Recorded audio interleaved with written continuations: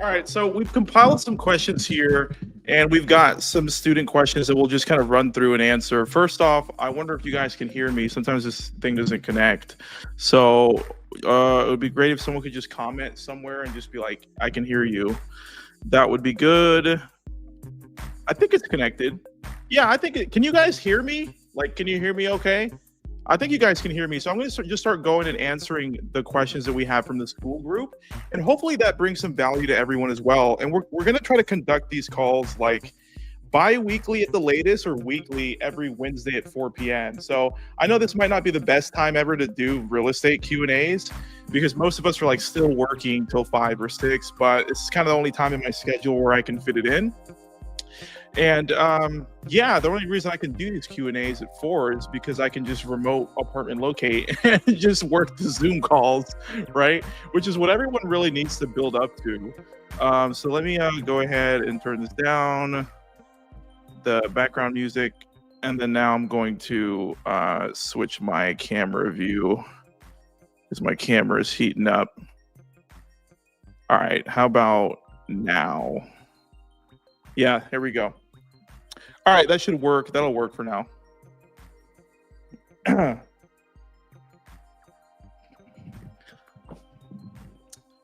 All right. Let's see. Let's see. Comment. Yes, I can hear you. Oh, good, good. Okay, I'm glad that someone confirmed. All right.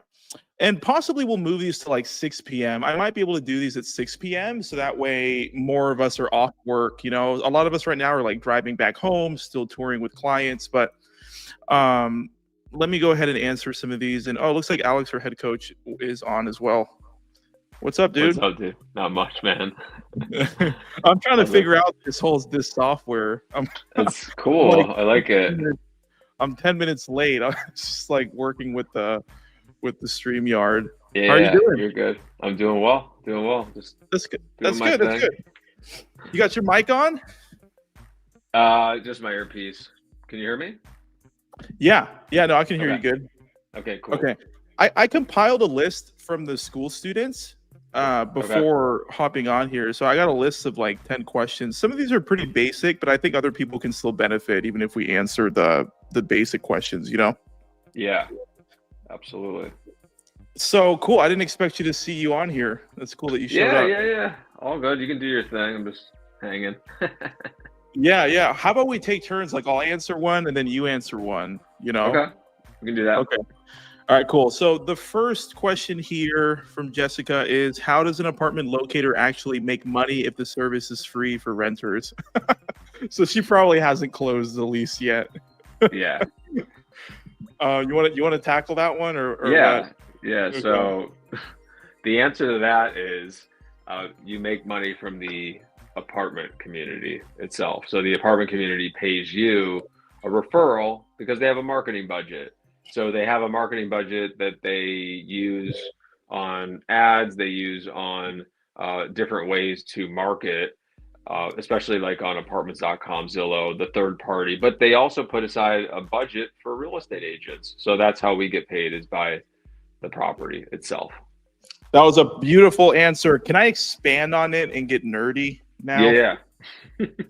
One of the reasons Alex and I believe that we'll always be in business is because think if you were an apartment complex and your job as the manager or the district manager was to fill up all the units as fast as possible, right? What are you going to do other than like stand outside in the corner with a sign like, come lease with us, 1 month free? If you're trying to do more than that, kind of the traditional options are like hire an ad agency, because a lot of property managers aren't digital marketers. So like hire an ad agency, try to do the ads yourself and fail, or just do very, very traditional style marketing, like paying someone to hold a sign on the corner, right? And so what's cool about apartment locators is that instead of having to hire an advertising agency, pay all of these monthly fees or commissions that are large for someone else to run their online ads, or try to do it themselves wrong, another option that we kind of create for these properties or these apartments is to just pay us after we bring them qualified leases that are already signed ahead of time. So that's kind of like why I see the direct value in how locators help the multifamily industry, for one. And then for two, we're always going to be in business because unlike a paid ad campaign or hiring an agency that demands fees right away, they don't even have to pay locators until the lease is signed and closed, and then after the tenant pays usually their first month's rent, right? So by the time they pay the locators our commission, that whole deal is profitable, and it allows them to really stay liquid, and just pay us our commission, which is from the profit. And so that model, like, you can't really beat that, because apartment locators, we run our own marketing online, we do our own lead gen, we make sure the clients are pre-qualified ourselves, and so by the time we send them over to the building and they sign, I mean, it's just a very profitable setup. Would you agree, Alex? Yeah, absolutely. We're always going to be valued in some way, I think. Not every property is going to feel the same, but most anyone that's good at their job as a property manager will see the value in the apartment locator that's bringing them qualified tenants. So Yeah. I believe this industry is sustainable, and you can do it in any of the 50 states, because if there's multifamily and you can position yourself as the expert to bring tenants to the property, they're going to want to work with you. So it's really a win for everybody. Yeah, totally. Okay, let's move on to the second question here from another school member. Let's see here. Okay. Someone's asking, what makes apartment locating different from being a traditional real estate agent who sells houses? What makes locating different? I mean, I would say it's just easier. There's 3 life cycle stages of what we deal with from lead gen to close. So, everyone has to do lead gen. That's kind of step 1 for any business, is like post a free ad or post a paid ad. That's kind of step 1.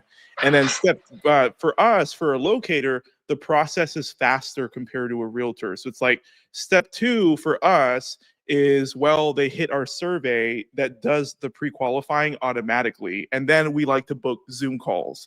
That's kind of the ideal scenario. So we can just hop on a Zoom call, be friendly with them, and send them to a couple places that meet what they're looking for based on how that call went. And so the difference here is, like, there's way shorter, the whole length of like lead gen, doing the Zoom call, following up a few times until they apply. I mean, it's like 3 major stages, and it's a lot faster and a lot shorter than the process of doing traditional real estate with buying a house, helping someone buy, helping someone sell. There's so many steps, man, with like contingencies, inspections, the back and forth negotiations. Like, no one talks about how in detail and like you have to be as a realtor. Like, sometimes when you give offers, you have to give the offers at a certain time, and through email, through writing, sometimes through the right portal. And there's just a lot of like little things that I think everyone overlooks when they're sold on the idea on being a realtor, and then they start doing it, and it's like, oh my God, I could get sued if I review this contract wrong. I have to help them, get qualified for a mortgage. Once they're qualified for that mortgage, then I have to do all of this other stuff. I have to show houses in person because some of these homes have lock boxes on them, so like it's just a lot more steps. And then the argument, I guess, or like what a realtor would tell you is that the payouts are larger. You close a house and it's 10 or 20 grand, which is cool, but I'd rather just make my 2 or 3 grand and the whole thing's easier and I can do it from home. What are your thoughts, Alex? Yeah, it's just super fast paced. Like, you got to lead generate, but you don't have to nurture them the same way as if you're working with a buyer. There's no long nurturing, like when it comes to like closing the deal. Yeah, you're going to nurture later through IQ and your CRM forever, but the nurturing stage of like keeping them engaged to go out there and tour is very fast. You just go push them out there with urgency, and they usually will apply within a week or 2 typically, especially if they're looking to move within 30 days, even 60 days, as long as you can talk to them the right way, explain it the right way. You're going to get quick deals. You're going to get people to commit really very fast compared to buyers who can just flake out all the time. So I've worked with a lot of buyers, and people get flaky, right? You work with them for 1, 2, 3, 6 months, even a year, and they're like, you know what, I changed my mind. And it just breaks your heart every single time. That's what With happened to me. with a renter, it's like, okay, like I talked to them on the phone and then they don't go on a tour, and then I try to follow up a couple of times. You didn't break my heart. I'm going to move on to the next because I got 10 more people in my pipeline ready to go. So that's the difference, right? The buyers, there's just, you know, you have more volume with renters. You have more volumes, you have more leads with renters. Buyers, you can have a high volume, but there's just way too much nurturing during the process of trying to close them, and it's very frustrating and it's very stressful. And you got to deal with people's emotions. Renters, you don't really Yeah, have to deal with too many emotions. You just got to make sure you can pre-qualify them, get them approved. Yeah, there's some hurdles you got to go through with renters here and there, and sometimes the property's slow to respond, and you got to coach your client through because time does kill deals no matter what. yeah, But you know, at the end of the day, it's just way less stress, so much easier, and it's all a numbers game. It's a volume game, and if somebody is to flake out on you, it doesn't hurt my feelings like it did with buyers. So yeah. way better than traditional real estate.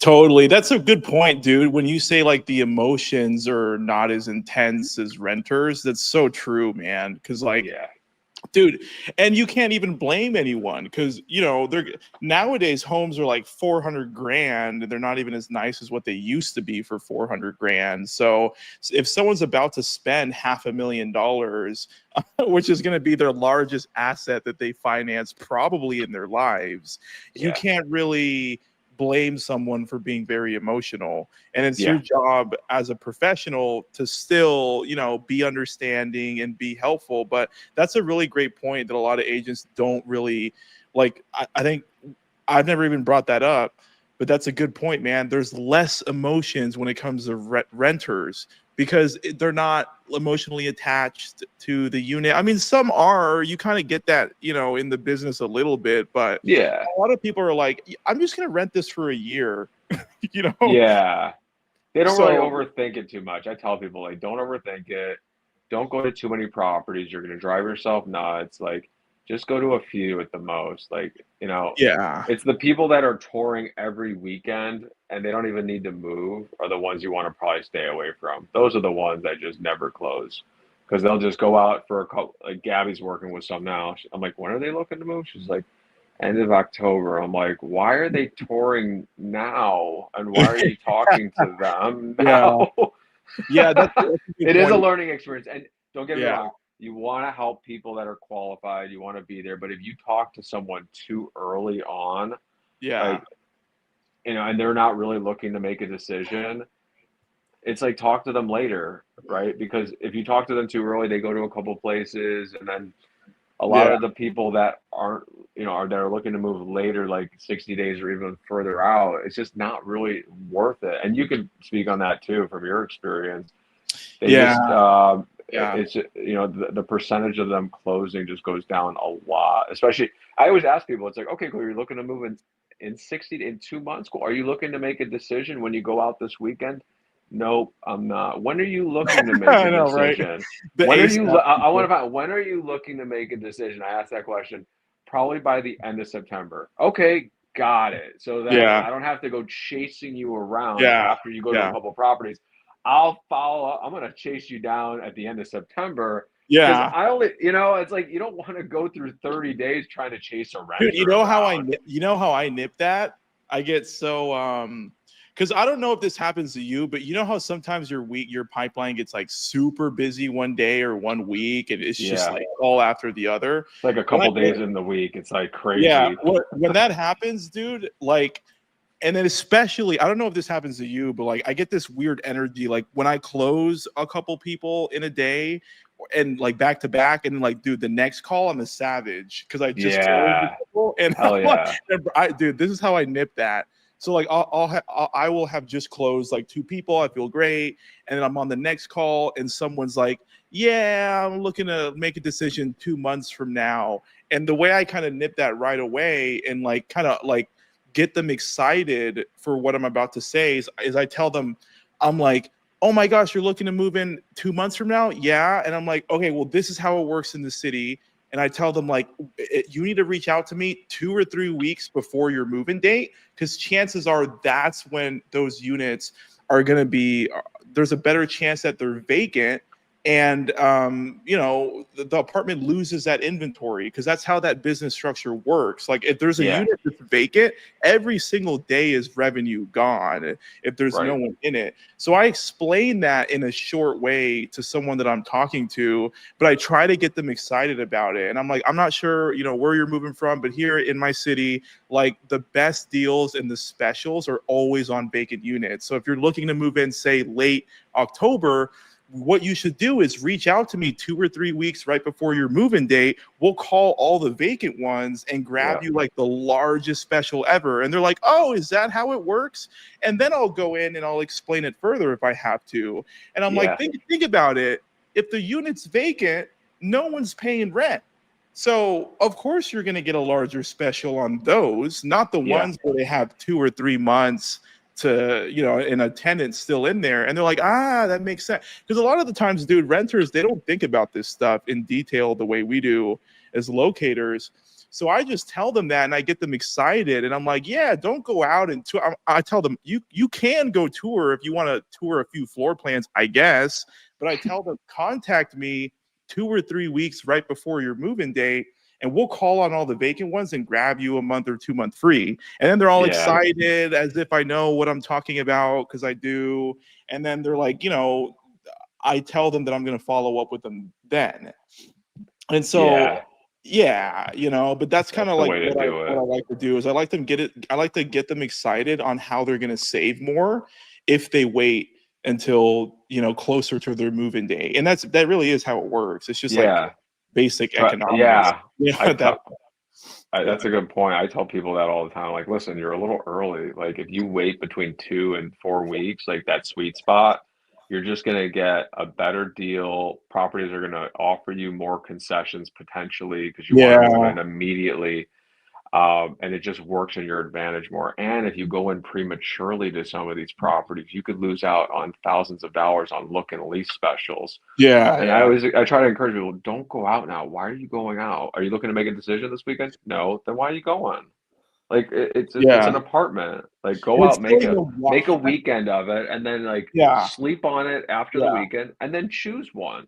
And that Right? happens so much, dude. So many people will lease an apartment like that. Like, they'll just do it on the one weekend, Yeah, and that's what I mean. That's what I see is a lot of my qualified clients. They just take care of it all during the weekend, and that's it. But I think the important takeaway here is like trying to don't just tell someone, oh, contact me before 2 weeks before your moving day. They're gonna feel like you're trying to like brush them off. So I think the big yeah, thing is like telling them why. And I would tell them, hey, it's in your interest to contact me 2 weeks before, because I'm going to do you the favor, call all the vacant ones and get you the best deal, because this is how vacancy works. You get it? hmm And they're like, ah. And once I know that they understand like how it works, then it's okay to make a plan with them. Yeah, so just call me 2 weeks before and we'll knock it out. And then they're excited about yeah, it. They feel like I know what I'm talking about, and that I'm trying to get them a better deal. But you're also like not wasting time on someone that's like way ahead in the future. Because, dude, I only close, I don't know about you, but I only close like 10 or 20% of people like 2 months out. yeah. It's It's such a like, low percentage. I don't like dude, talking it's to like those two. people Yeah, because they're it's like not looking to make two. a decision. It's like if you're No. talking to someone, it's especially if they're cold. Listen, if they're warm and they come through your funnel, that's a whole different story, right? Because Yeah. then they're just going to be loyal. But if you get these cold people, like especially a lot of new locators are doing, you got to go out there, build your Oh, pipeline for the first year or two. You're yeah. just going to get these people that if you catch them too early, or if they're looking to move in 60 days, the percentage of closing them is very, very low because they're just not going to make a decision. They're all inquiring, they're all clicking around, but they're really not going to make a decision probably until like 2 to 4 weeks before. Yeah. So, yeah, Yeah. man, to your point, it's like you explain why, let them know, like, hey, wait 2 to 4 weeks before that 3-week period mark is the sweet spot. I'll call you back and we'll pinpoint a vacant unit with the best special. And then Yeah, most of them yeah, get it, but some of them are like, I'll just still click around. yeah, exactly. And they listen, but they don't. They're like, okay, sure, yeah, and then they keep bugging everybody else about the same Yeah. thing. But Let hey, me hit. Yeah, totally. Let me answer this guy's question yeah, real yeah, quick. I'm gonna put this. I'm gonna turn my camera off for a second. Yeah, no worries. Okay, let's see. Do you have any idea if the apartment rental market is more competitive in Boston than in Denver? If so, do you think it would be more challenging to get started in the industry in Boston? No, man. Like, to answer that 100% straight up, there's only like 3,000 locators in the United States. I mean, and you compare that to 1.5 million realtors around the nation.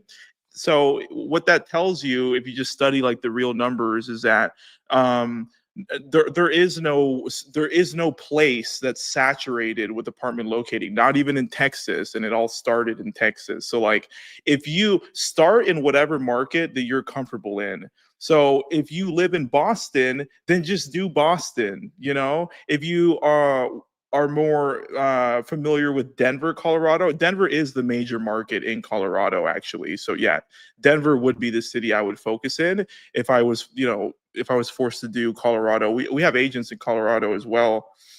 Since here's a interesting fact about Colorado, actually, since you brought it up, you actually don't need a real estate license to do anything multifamily in Colorado. We call DORA, the Department of Real Estate and Agriculture, and we confirmed live on one of these live streams that we did.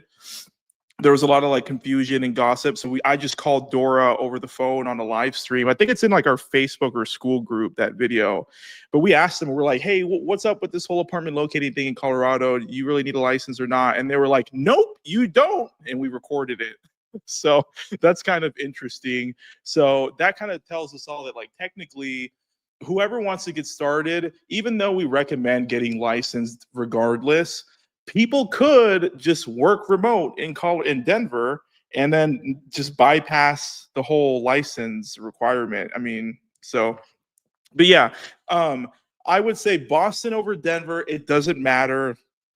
Like, if your goal is 20K a month or more, it doesn't matter what city, man. You just pick whatever city. There is one important thing that you should consider, however. Um, the apartment locating databases, those don't cover every single city or state. So, if you have database coverage, there are two leaders. There are Spark apartment database. One of our alumni students and our coach in our Locator Academy created that company. So Spark has coverage, and Smart Locating is the original leader in the apartment locating industry. And it's very nice and much easier when you have database coverage and you can use one of those two tools, either Smart or Spark, because it does make the job easier. Okay. And Denver, Colorado, Smart Locating covers that market. Boston, Smart might cover Boston. I haven't double checked, but I know Spark does not. And it is easier if you have a database in whatever market you want to focus on. So that is a big takeaway for sure. But don't let that discourage anyone, because we have students like in the US Virgin Islands. We have a student in Maryland. We have a student that focuses in Virginia. And these states do not have database coverage. But these students that have signed up with us, they were just so excited about trying the model. They're like, oh my gosh, I can do this from home, and renters are easier and it's simple. So they just signed up anyways, and they try to make the model work, just getting comfortable with a few properties in their city. And they're like, I'm just going to get familiar with these 5 apartments in my city, keep marketing them and getting renters in them. So you can still do that. You don't need a database, but it is easier when you do have a database, if that makes sense. Speaking about our student in Maryland that is, signed up, no database, and is making the model work, let me just roll that testimonial so you guys can see I'm not actually making any of this up. All right, let me go to her. One sec here. Hear it from her. Actually, where is she? Mm, oh no, I didn't add her. I didn't add her. Let's see. How about this testimonial? Welcome to this incredible success story from Jonathan, a dad who recently just welcomed his third newborn. Jonathan's loving apartment locating because it's allowing him to work on his own schedule from home. And as a busy dad, that's a really important factor. Listen to how Jonathan is making a full-time income in this little-known niche of apartment locating. Let's hear it from him. You can tell he knows how to market. It's really given me a lot of support and the tools I need to basically work as much as I want. I need, recently I had my third baby, and if I can't be on the computer as much, you can automate as much as you need to still be productive. In your downtimes, you have the tools to ramp up as much as you want, and you have the support there. During the summer, in one apartment building, I didn't even meet these 3 clients. I closed 3 deals for 100% commission there. It was in a matter of like 2 or 3 weeks, and I didn't even meet them. It was all send, remote. I used the tools that I learned from Pierre and got the deal done. So I highly recommend it. He is on the cusp of something really great, and a lot of people are getting into apartments. They're hesitant to buy right now, so it's a perfect time to sign up, become a locator, and yeah, thanks a lot, Pierre. If our students can receive results like this, then so can you. Tap the link below this video, take the next step, and we'll see you on the other side. I found it. I found Radia's testimonial. We were talking about how if you do have apartment locating a database and you have coverage in your market, so if you're in Denver, Colorado, or really anywhere with a database, the job is easier when you can use Smart or Spark. It really is, but you can still make the model work. The same way our students have. We have someone in the U.S. Virgin Islands. We have someone in Maryland. We have someone in Virginia, New York, and we have students in Boston. So those states don't really have strong database coverage. But what I was saying a moment ago is, like, as long as you're just willing to get familiar with like 4 or 5 buildings in your whatever market you're in, whatever state, you can just market on behalf of those buildings, build relationships with the apartment managers, and send people, refer them there anyways, and just build them, right? So you really can make this model work. But I did find the video. I was going to show you guys like the student that actually joined and started making this model work in Maryland, which is like super. There is no database out in Maryland, no Spark, no Smart, nothing. And she was still able to join, build a few relationships, and make a lot of money. So just hear it from her. An amazing testimonial from Radia out in Maryland, a struggling realtor who made the pivot into becoming a locator instead, and it completely changed her life. She loves the simple 3-step process that allows her to close clients from home. Let's hear it from Radia. I wanted to make a quick video of my experience with apartment locating. It's definitely changed my life and changed my real estate career. I've been in the industry for 8 years, so I've been in so many different aspects of real estate. I love real estate, but as far as like the traditional transactions with buying and selling, I've never really liked it. I've never been too fond of the processes. Before I jumped into his classes, a week before, I was literally like, I don't know what I want to do with my license. Like, I'm a licensed realtor in Maryland. I did not like the traditional buy and sell transaction that I just closed. I was like, there has to be something else. So Pierre actually popped up on my Instagram, and it just makes sense. I mean, just being in real estate, I know who the gurus are, and I know who the BSs are, and who's genuine. So I jumped into Pierre's class right away. So me personally, during that, I started to see results almost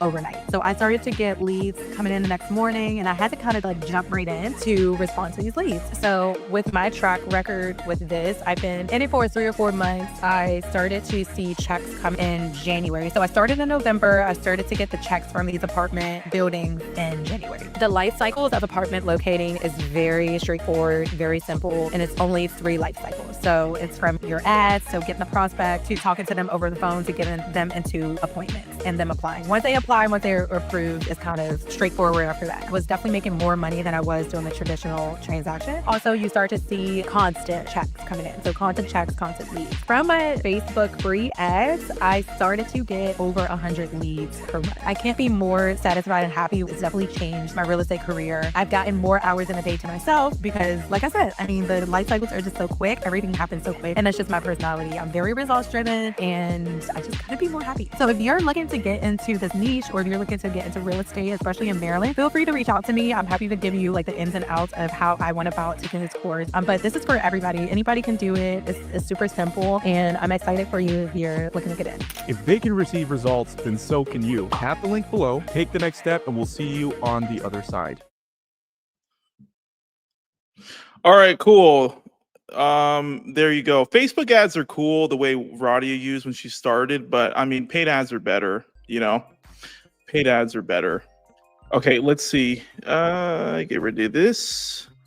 Now let me go ahead and answer some more questions here. Okay. What's up? I've been a locator for 9 months. I learned through trial and error. That's awesome. So far, I've been able to find very few communities that pay within 60 days. That's a brokerage firm problem, not really your problem. I have almost 50K to collect. What? Well, if you got 50K to collect and you're really not getting paid and you need help, just use our lawyer. Just send me a DM. we'll collect that for you. So our lawyers charge us 20%, which kind of sucks. But we use them as a backup strategy, like an exit strategy, if you will. So if our internal collections, like we can't collect because some property, usually the Class C properties, are giving us pushback on collections, you know, we try to kill them with kindness, and we're like, hey, here's the Zoom appointment, so you know we're not making this up. We did help them. Feel free to review it. That usually works like 80% of the time. And then we try to loop in the client. So like if they're not paying you and they're telling you that they don't know if you really represented them, whatever their excuse is, a lot of the times we email the property and CC our client, and we just respond, because that's the trick that we teach in the Masterclass. Like if you email the property and CC your client, they can't be rude to you because the client is CC'd on the email. And then we tell them like, hey, just wanted to, you know, get your confirmation that I was instrumental in connecting you to the property. And so I put on there, please, like, hey client, please reply that I truly was instrumental in connecting you to the property. This will really help me receive credit. Thank you so much. And I hope you enjoy the property, whatever, right? Use ChatGPT to write it better.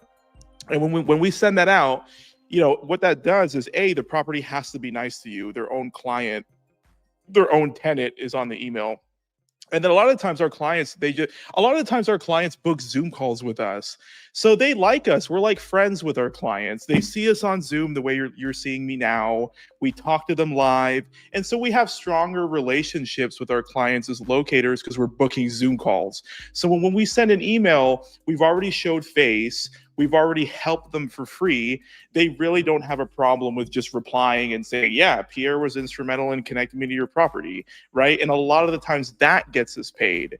But if all of those techniques fail, then we just send it out to our lawyer, and then they start aggressive collections where they mail out like a certified mail that's big, that's like urgent. You have to pay this. We're, you know, NAL's law firm.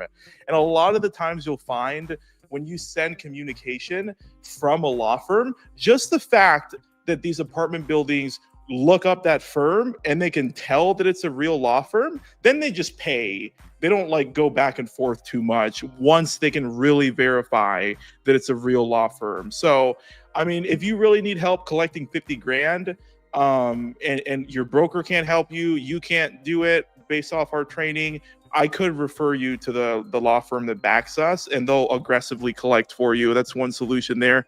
And other than that, you may have to, like, if you're not getting paid on time, a lot of that is just a problem with whoever's sponsoring you. I don't know if you're your own broker yet, but a lot of that is like whoever is sponsoring you might not have a bulletproof process on how they handle collections. And collections gets really tricky because there's a lot of moving factors in the apartment locating industry.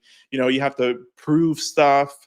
You have to keep following up because emails change. They hire a new property manager. Sometimes the management company switches and someone buys them out. And so there's just a lot of moving parts there. So if you're not with a firm that like knows how to handle everything week by week, you're just going to, like, if you're getting paid in 90 days, someone else that's more competent might get paid in half that time. So a lot of that is like not really the agent's fault. It's the sponsoring broker that doesn't have a bulletproof solution for that. So hopefully that helps a little bit. Let me know if you need further support, and I'll just recommend. I mean, congratulations though, Miss Rodriguez, for having 50 grand in the pipeline as a locator. That's amazing. That means you know how to close. So imagine if you had ultimate infrastructure the way we can help you, you're going to close even more. So congratulations on that as well. Let me move on to the next question. Because we've got about 10, 20, 25 minutes left together. Okay, let's see here. How do you build relationships with apartment communities so they, one sec. How do you build relationships with apartment communities so they actually send you commission checks? We kind of just went over collections a bit, but the way you would build relationships, what I would do is every single week for the properties that I lease a lot with, I'll do like a pizza Friday, and that only costs you like $20 because when you think about it, it's only like a manager, an assistant manager, and like 2 leasing agents. So on average, it's like 4 mouths to feed, right? And so if you start just buying people the properties that you actually close at more than one time, so you've done business with them a couple times, the best way to strengthen a relationship is just by closing more there, obviously. But I would do little things like pizza Fridays for them. I know it sounds silly, but I mean, they really appreciated it. And think about it. If you buy them pizza every Friday and they just start getting used to that, it's like a $20 weekly expense, maybe $30 weekly expense. You multiply that by 4, you're out like $120 or $100 a month. If these people, because now you're friends with the manager, the assistant manager, both leasing agents, and they love getting pizza from you every Friday. Okay, that's a $100 a month expense. If you can extract just one referral every single month and close someone, that's $2,000 from your little pizza hack, right? So I would do that a lot at properties that had good deals and a good special, and I closed at least a couple of times. I would just start buying them pizza. I just call them up. Hey, what do you want for pizza? This is Pierre with NAL. Boom. They're impressed. And I kept doing that. And I'm just asking them, hey, let me drop off some brochures and some business cards with QR codes that I can track using Locator IQ. Okay. That's a whole nother topic, is like, don't just give out a business card or a brochure if you can't track it somehow. So what we do is we put QR codes in all of our brochures and business cards. So that way, if someone scans, they enter our survey for automatic pre-qual, and then you can track the clicks and the history using Locator IQ, right? For the super QR codes on steroids. So that's kind of how I build a relationship. Someone was asking, is I lease there a couple of times so they kind of see that I'm closing, and then I start buying them pizza every Friday. I used to do Chipotle as well. And then if they give me more than one referral a month, then I'm like super excited because I just closed the $2,000 from their one referral per month, and it only cost me $100 in pizza every Friday. If I close one, then I start doing crazy things like buying them all $50 Visa gift cards. And the thing is, if you can get 2 or 3 referrals, this can turn into $2,000 to $4,000 to $6,000 from a great relationship at a building that has good pricing. So that's how you start building relationships with people. And then once you come into like, once the property kind of shifts the model and they're doing like 100% escort, 50% send, you can still send people and they'll still pay you 100%. I have a few properties here off West Harbor Lane in North Austin. I'm not going to tell you the names because they're my relationships, but if I send people over, even if they pay less on a send, they still pay me the higher commission because of how many $50 Visa gift cards I've just given their staff and how many times I bought them pizza. So it's not the most advanced tactic. Like I can show you guys how to run Facebook ads and retargeting ads. But what it comes down to is like, that's a solid approach, is just like buy these people pizza if you do business with them a couple times. It really does work, right? The Pizza Friday hack. Okay, let me move on to the next question here. Okay, what are the main mistakes new locators make that stop them from earning like consistent income? The main mistakes, all right. So number one, they go with a firm that isn't locator focused. We have agents that are like impressed about the model and they'll start with like some giant brokerage firm that has no real locator collection department. That's a big mistake because even though every single firm will allow you to do apartment locating, if you don't have a firm that knows how to collect the right way, you're gonna run into a problem like someone else on this live chat. She had Miss Rodriguez has $50,000 in like pending commissions that aren't being paid. I'm not exactly sure what the situation is there, and hopefully I can help in getting you paid your 50 grand that's owed because it's been 60 days. You said. But a lot of that situations comes from like going to a brokerage firm where they're not really a locating firm. So you start closing because it's not hard to close, guys. Even if you cold call, right? I mean, you call someone and you're like, "Do you need help finding an apartment?" "Yes." "Cool, my service is free. Can I help you?" "Yes." "Why not?" And then you send. It's just so easy.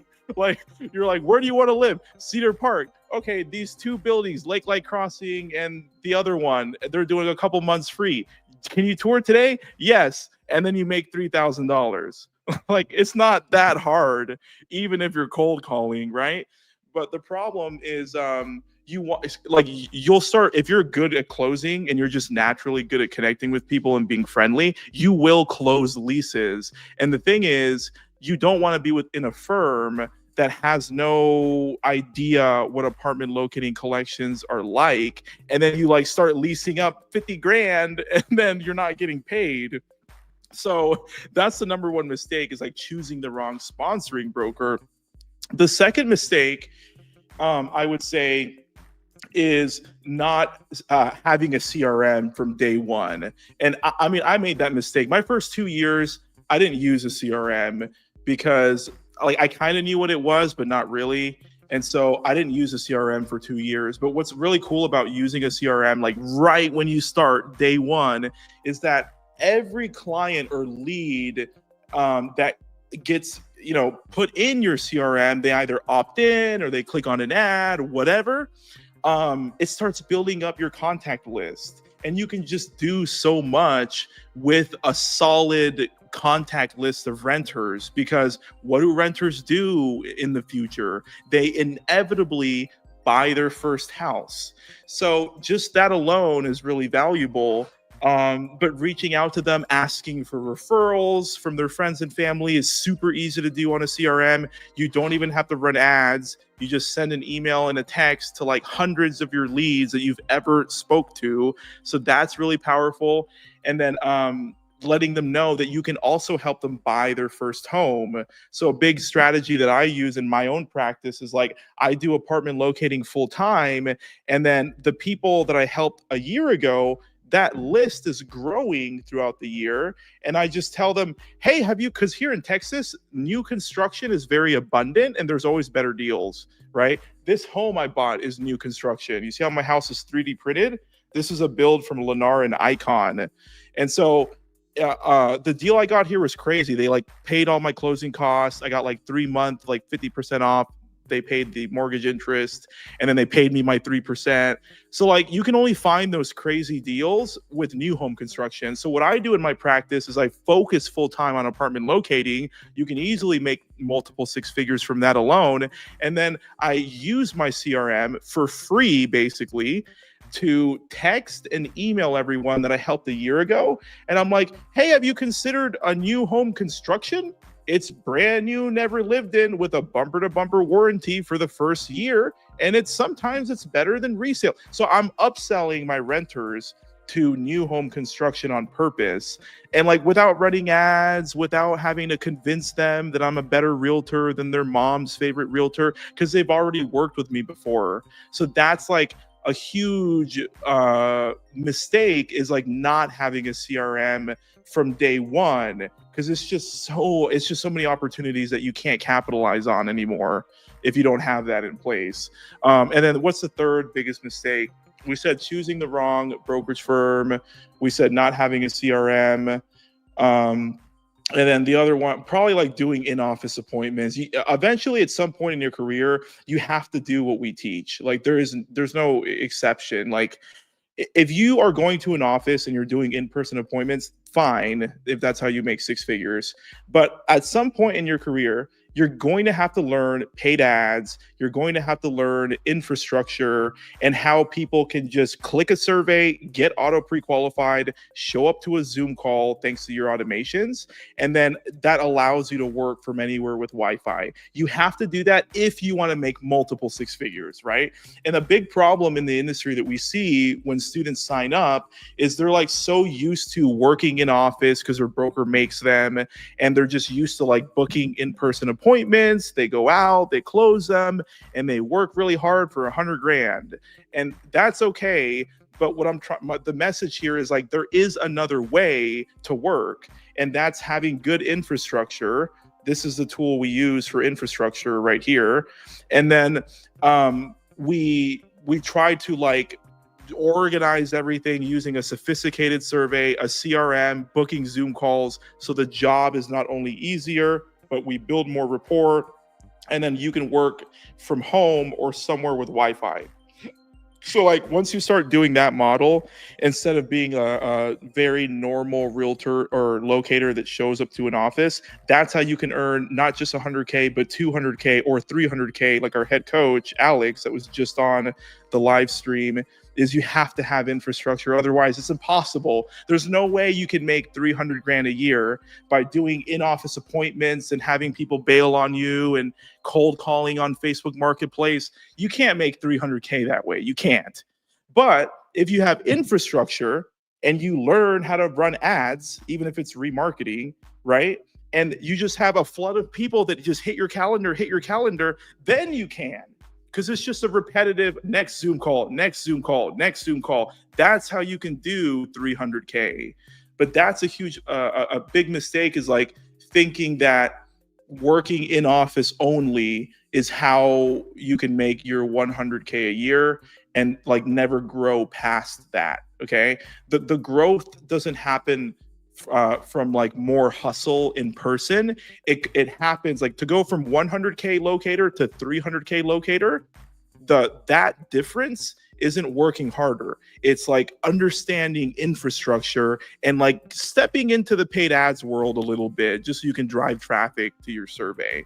That's what is the big difference. Okay, let me continue here.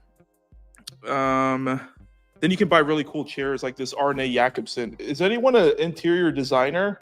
Can anyone tell me does anyone recognize this chair? This chair is really badass. If any of you guys know what this is. And look, this is a matching table by RH. Check this out.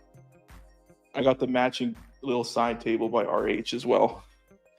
I like interior design. All right. Question 5, how do you keep track of clients, follow-ups, and lease details without getting overwhelmed? Locator IQ. Come on now. Locator IQ. Yo, when people ghost me, let me give you an example of this. When people ghost me, I don't even notice because I have an automation in IQ. And you know what? Let me just show you this automation right now. Here. Let me show you this. Share screen. Entire screen. And now I'm going to show you the automation here. Okay, so we're going to go to back. Can you guys see my screen? Can someone just comment and say, hey, hey, I can see your screen, because sometimes this glitches. Okay, we're going to go into Locator IQ automation. And then now what we're going to do is go into premium automations here. And then ghosting is right here. Okay. And so this is what I mean by like when people ghost me, I don't even notice and I don't even care, because this automation is, you just turn it on like that, right? So what is happening here, okay? And you can play around with the days. It doesn't have to be 10 days. It could be like 7. But what's happening here is if someone calls me or texts me or Instagram or Facebook, whatever, it gets put into IQ as a new lead. Now, if I'm talking to them a little bit, and then for some reason the system recognizes, wow, this person hasn't replied to you in like 10 days because of this trigger right here, no activity for 10 days after the call, or no activity for 10 days if it's just a new lead. If the system recognizes that, it's going to tag them ghosted. And then it's going to fire this automation that, first of all, organizes them in my ghosting pipeline. So that's cool. So I can just see all the people who are ghosting me. But then it's going to text them. So this first text is like social proof. And it's going to text them a series of emails, text, voicemail drops to just try to get them to reply once, because then they're no longer ghosting you.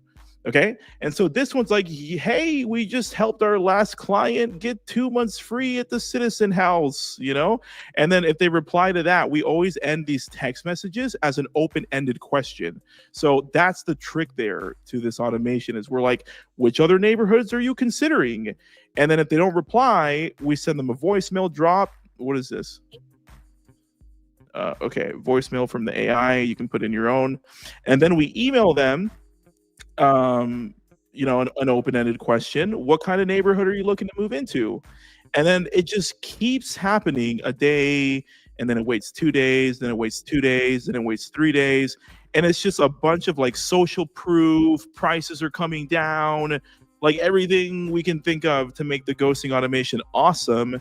Then it's going to wait 7 days. And at the 1 month mark, it'll text them one final time, right? And it's like, hey, you know, at least refer to us and we'll give you a $50 gift card. Like that, the last text is like, okay, you're still ghosting us, at least refer to us, we'll pay you $50. And so what happens is, like, when people ghost me, I'm not really worried so much about it, because I know that this automation is going to fire. And then the second someone just replies like, oh yeah, I'm interested in this, you know, whatever that deal was, if you go to the settings here, you can see that this automation stops on response. So the whole goal here, we're not gonna spam them for 30 days, but we are gonna run them through a ghosting automation for 30 days. And if they respond or reply once, then the automation stops. And then if they ghost you again and the system recognizes no activity for 10 days, then it puts them back in the ghosting automation.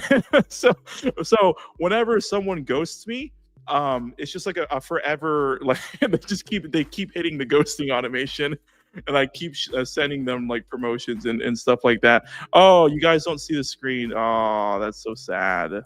Oh, that's so sad. All right, can you see it now? I was showing you this automation here, and I just walked you through a whole automation and it didn't record the screen. Let's see. Can you guys see it now? I'm in IQ. Then you click automation. Then you click premium automations, and we're going into the ghosting automation here. And so what I was showing you is like, this is the trigger if there's no activity for 10 days after a Zoom call, or there's no activity for 10 days if it's just a new lead that called you or texted you or something. Then the system will tag them ghosted right here. And then it's going to spit them into this automation and put them in your pipeline, organize them neatly. And then it's going to just fire off a series of text messages, voicemail drops, emails, some more text, social proof. Like, we got Tammy $2,000 off. Are you still looking for a place? Right? And so we craft this automation to go for 30 days.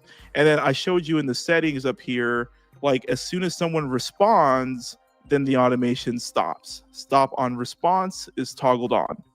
So what I was saying is, like, I don't really stress out when people ghost me, because I know that they're going to keep hitting this automation.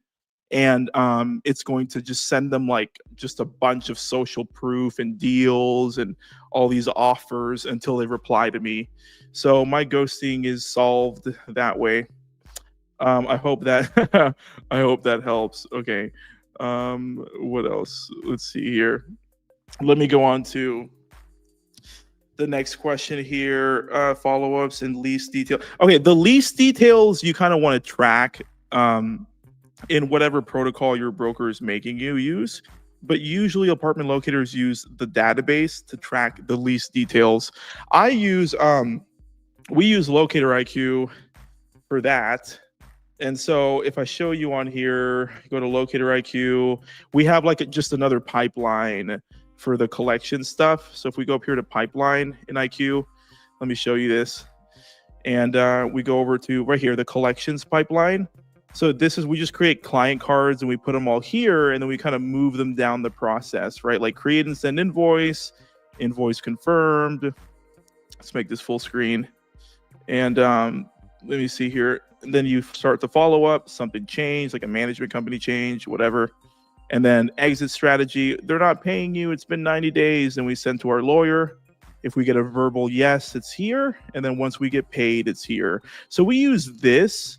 And then in the client cards, we just add like a note, like, hey, here's the rent amount and everything. So like here, like this is a good example. Here's a client card. I'm in the dummy account. We just go into notes and you would just add a note like, hey, the rent is $1,900 for a 1-bedroom. The property is Corazon, downtown Austin, and we just kind of add a little note like this, hit save. And we kind of keep everything organized like this. But a lot of locators will use their database or some protocol that their broker makes them use. Hopefully that was helpful. And so now let me continue with the question. I'm just going to get through the rest of these questions that these school students have asked us, and then it'll wrap up today's call. So let's see here. Number 6. As a locator, make sure your clients trust you and meet in person. Yeah, is it really possible to work fully remote as a locator? And how do you make sure clients still trust you if you never meet in person? Yeah, so we kind of talked about that earlier, but the way you do that is by, just being good at being friendly with people. Like if you can cold call a stranger and just practice the skill of being friendly, right? And like not salesy. That's a huge thing for cold calls. But what you want to work up to, and what I do exclusively now, is I run ads. They hit my survey that automatically pre-qualifies them, and it leads them to my calendar so they can book a Zoom call. Now, it's harder to get a stranger off Facebook Marketplace to book a Zoom call with you. I can do it sometimes, but it is harder to do that. And so if you're not at a place where you're going to run ads, or you're not at a place where you can, promote even the organic marketing into your survey and start booking Zoom calls. Basically, if you're not making $10,000 a month or more, then what you need to do is cold call and like extract numbers from Marketplace, from Craigslist, using the auto poster that's in our Masterclass. We teach a Craigslist auto poster. You want to post on Nextdoor and sites like that. That are free, and you want to either extract their number but also present your number in case they're more comfortable calling you. And you just got to be good with hopping on a phone call and being friendly, right? This business is not hard, and we're not asking anyone for money, right? So we are like in sales, technically it's all commission, but we're not asking for money. So you really can't ask for an easier sales job when you're not asking for money. So the thing is, it's not about closing people. It's about getting better at being friendly with them. Just get on a call, be normal, be friendly, and be helpful. So if someone's going to ask you, what's the name of the apartment? Tell them the name of the apartment. Don't try to make it a secret, because people don't like that. So you have to build the skill on being friendly to people, and that's how you can do it over the phone. But to answer the question, like what do? I take Zoom calls because they're better if you have the infrastructure to support that. So I take Zoom calls. I can see them on camera the way I'm looking at you guys right now. It's as if you're here with me, right? It's much more personal when you can see me over a camera and you can hear me with a decent microphone, right? And so that's what builds trust naturally, is just by conducting your business through Zoom calls. It's way more personal than just being a stranger over the phone, right? So that's what I do, and that's what allows me to work remote. And I send clients to properties that pay on escort only, and I send clients to properties that pay on send sometimes. I don't filter for that. And the reason I don't is because we have this like little tactic that we teach in our masterclass, the ALM 2.0, where like if you send a list to a client on a Zoom call and you say, hey, go tour these 5, they're great, and one of them required escort payment only. Well, we have like a template email and like reasoning and a pitch behind why they should pay you anyways. And a lot of that is like sharing the Zoom link so they see that you did the work, and explaining to them that it's in everyone's interest. Like there's a template in ALM 2.0, and it's like, hey, working from home and through send is better for the client because they're not bombarded by 2 agents on tour, so they're more comfortable. And then I go into explaining like it's also better for your staff because they prefer that the locator doesn't follow them around and try to do their job for them. So we explain that, like, so it's better for your people. Actually, it's also better for us because we can help more, locals around the city as productive members of society. We can just help more people more often if we work from home. And so when we kind of use that template that's in our course and I send that out to the one building they accidentally applied to that paid escort only, they read it, they see the Zoom call. I say, hey, for full transparency, just so you know, we did the work and we're honest, here's the Zoom link. And so once they see the Zoom link, they see the template, they hear the reasoning. I even add a Loom video or an NAL video explaining like the reasoning on why they should pay us on escort anyways. Then they pay us. So I work from home no matter whether or not the property pays escort or send. I don't even care. I just send the list, help my client. Hopefully they just choose a property that pays on send. But even if they don't, I just attach the template, I attach the Zoom link, and they pay me anyways. Because it really does make more sense for everyone when we work send. It's better for us, it's better for the client, it's better for the property. So like more than 50% of the time, if a property only pays on escort, they pay me anyways. Then that's how I can work from home. But the rapport building aspect comes from Zoom. Okay, number 7, how do you handle a situation where a client leases an apartment but forgets to write your name on the guest card? Well, I don't use guest cards, but I think you mean like the application. So the binding thing that gets you paid in this industry is if someone writes your name on the rental application. That's kind of like the main thing that you need to remind your clients to do. And if they apply online, they have to select locator or realtor, right? I don't use guest cards in my business, but we'll talk about that. And I also don't use lease verifications. Those are a huge waste of time as well and don't even help you. But we'll talk about that in like the next live stream. What I do is, let's see here. What I do is like if someone forgets to write my name on the application, I send an email and I CC the client with me. Because when you send an email to the property manager and you CC your client with you, then the property has to be nice to you because their own tenant is on the email. And then I basically do like a 1 or 2 sentences like, hey, client, can you just please reply that I was instrumental in connecting you to the property? That would be really great. It just looks like you forgot to list me on the application. No big deal. It happens all the time. And I send that email out to the property manager, attaching the client as a CC, their tenant.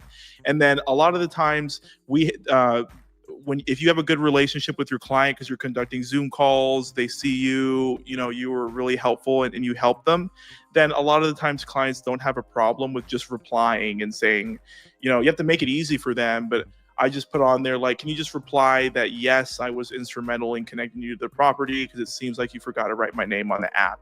And a lot of the times I just send that email out. I might call or text my client in advance, letting them know, hey, do you mind just replying? It would really help me. And then they just reply and then I get paid anyways, So if you do get pushback and someone is trying to avoid payout, because your client didn't write your name on the app. It does suck when they forget, but you can just follow our protocol in the Skool group. Like just attach the template, CC the client, and then share the Zoom link with them so they can clearly see that you did the full appointment. When you do that, it's just a great argument to get paid, right? Otherwise, remember to remind your people to write your name on the app, or at least select Realtor or Locator on the online app. Number 8, 3 more questions from Skool students, and then we're gonna have to jump off.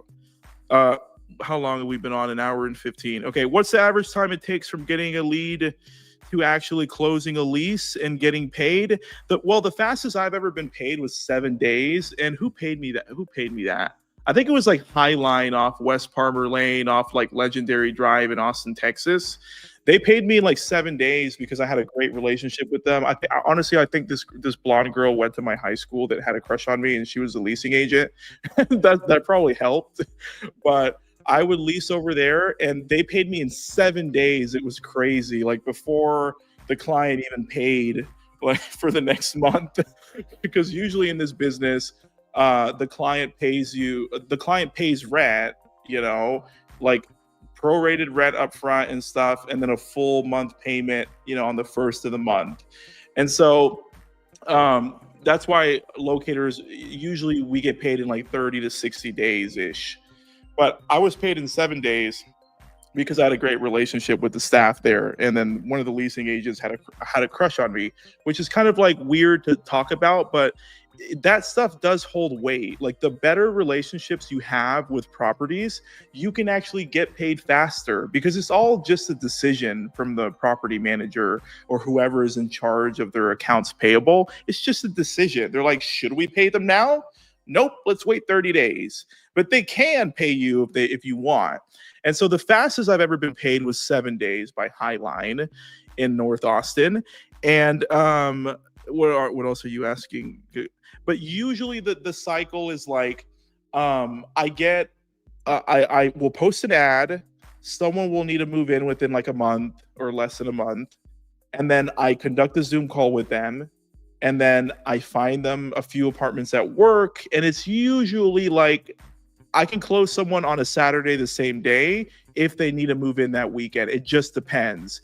But if it's a Saturday and someone needs to move in like the next 3 weeks, it might be like a week or two of follow up and then touring 2 weekends. And then they go apply for the apartment. So it could be like someone comes in from an ad, they need to move in 3 weeks. They're going to tour on the weekend, move in 3 weeks later. So that's like a month after I did the appointment, and then another month for me to get paid and everything. So it could be like as fast as 7 days to like 3 months. But 3 months to me, if we don't get paid within 90 days of move-in, then we send all that stuff off to our lawyer and they aggressively collect. Like 90 days past move-in, like there's a problem somewhere. Someone's trying to not pay. So it just goes back to like how good of a process your brokerage has for collections. It could be fast, though. It could be as fast as 7 days. Are there certain markets or cities where apartment locating is way more profitable than others? I mean, Texas, the best cities for apartment locating, it's hard for me to answer that question because I mean, we have students that do this in Maryland, in the U.S. Virgin Islands, in states that are really not popular, and they're still making 6 figures. So it's not like you need to be. A lot of people get wrapped up in like, well, what's the best city for apartment locating? It's really just the city that you live in, because you're going to get familiar with a handful of properties, promote them, and just get people in there. It's a never-ending cycle with these multifamily apartment buildings, because they lease up occupancy, then people move out, then they lose occupancy, they lease up occupancy, then they move, so it's like the occupancy rate's always fluctuating, even if they're at like 95%, because people just move out. And so the best cities are like, obviously this all started in Texas, so Austin, Houston, Dallas, San Antonio are going to technically be the best. But you can still make this work in Denver, Colorado, We have students out there that do 6 figures. You can make this work in Nashville, Tennessee, in Phoenix, Arizona, in Atlanta, Georgia. What's the other one? Chicago is another one. And then Florida. Those are like the main popular markets as well, right? Our head coach that was on like 30 minutes ago, he did 40K last month, and he works and started in Fort Lauderdale. Right now, he does a little bit of Austin too because he's so comfortable with it. But his main market was Fort Lauderdale, Florida. So it's not that like one city is the best. You can make over 12K in any city, in any city. But technically, Texas is easier. Yes. What's the average time it takes from getting a lead to actually? Okay. Number 9. Are there certain markets or cities where apartment locating is? Oh, I just answered that. All right, last question here. What's the income someone can expect to make? What's the real? We get this question so much. What's the realistic income someone can expect in their first year if they actually put in the work? that just depends on your work ethic. Like, no, you can't answer that. Number 1, are you a lazy person? Do you sleep in? Do you wake up at noon? Ask yourself that. If you wake up at noon, you're probably not going to do 6 figures your first year at anything, right? So you got to ask yourself that. But if you did what I did my first year, I was like up, ready to go at 9 a.m. I was like showered, ready to go at 9 a.m. Like, right? So like not waking up at 9, like I'm ready at 9. So if you do that your first year, because for me, when I started, I was 19. I had quit my job at Amplify Credit Union here off Breaker Lane in Austin. And I was just going all in real estate. And I had no backup option because I had just quit my job. So there, and my family, they're not wealthy either. So like there was no exit strategy. It's not like, okay, if this fails, I'm gonna go work for my dad. No. So I had no exit strategy. So for me, when I quit my job and I started in real estate, I went hard for 45 days as a realtor and I didn't close anyone. And I freaked out. I had like a nervous breakdown a little bit. And then, and then I saw this locating building that was a 1-story house converted into an office called Citywide. And I walked in and I was like, what the heck is apartment locating? And this lady, Susan, in North Austin was like, oh, this is what we do. We just help people rent apartments. So I had nothing else to lose. So I started, since I was a failing realtor. And in what my 6th day, I started on a Monday. So it was like Monday, Tuesday, Wednesday, Thursday, Friday, Saturday. So my 6th day on a Saturday, I helped 3 families that came into the office. They were traditional in-office appointments, and they were all like immediate move-in. It was like a family with 2 kids, boom, 2-bedroom, right? Or a 3-bedroom. And then it was another family, like a couple, and then boom, 1-bedroom. And then it was another 2-bedroom, all on a Saturday. And so for me, I made like $4,000 in one day on a Saturday. And so that was really awesome. And I just did the same thing over the next couple of weekends. So my first month I did $11,000. And then the next month I did like $13,000, and it just kind of went up from there. And I kind of stayed stagnant at like 13 to 16K. It was like, I just stayed stagnant because I didn't know anything about marketing. I didn't know anything about CRM. I didn't know anything about paid ads, like nothing. Zoom wasn't even like released. So I kind of stayed stagnant at like 13 or 16 grand. But that's kind of like what I did my first year. But I was also like a really hard worker. I had no backup plan. I had no exit strategy. My family is like borderline poor. So it's not like I could just quit, go work for my dad. So if you're someone that's like going to actually try your hardest and be up at 9 and like ready to give it an honest effort, there's absolutely, especially with rents that have increased today, there's absolutely no reason you can't start and make 12 grand or more.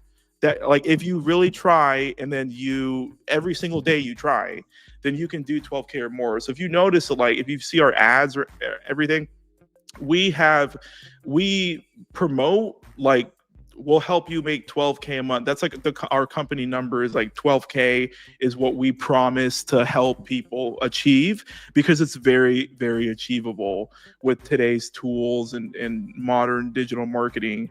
We have students that make way more, but you can't really promote that. Like, just because you have a handful of students that do 40K or 30K months, we can't like run an ad and be like, we'll help you make 40K a month when it's your top students that are doing that.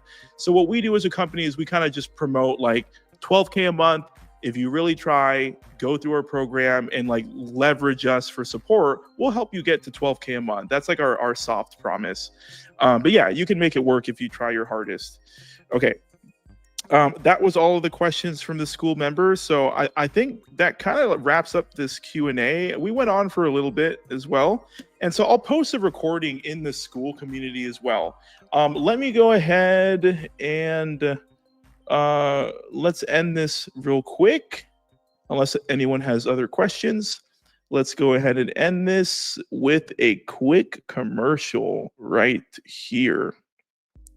Hey there, it's Pierre. If you've been enjoying the lesson so far and you're serious about taking your skills to the next level, we've built something just for you. Outside of this platform, we host an interactive learning community where students can dive deeper, get live support, and connect with others on the same journey into six-figure apartment locating. Inside, you'll find weekly group coaching calls conducted on Zoom, extra training modules you won't see in here, like our shadowing module, where you can see me and other head coaches close apartment locator deals live on Zoom. And when you join, we'll even hook you up with a complimentary kickoff call. It's a 30-minute Zoom call conducted with our head coach. This will give us a chance to meet you live on Zoom and help guide your next steps with clarity. If that all sounds helpful to you, feel free to check it out and see if it's a good fit. You can find everything right over here, or you can just check below this video to get started. We hope to meet you over Zoom and see you on the inside. All right, guys, that'll wrap up the Q&A, I guess. You like my little commercial bursts?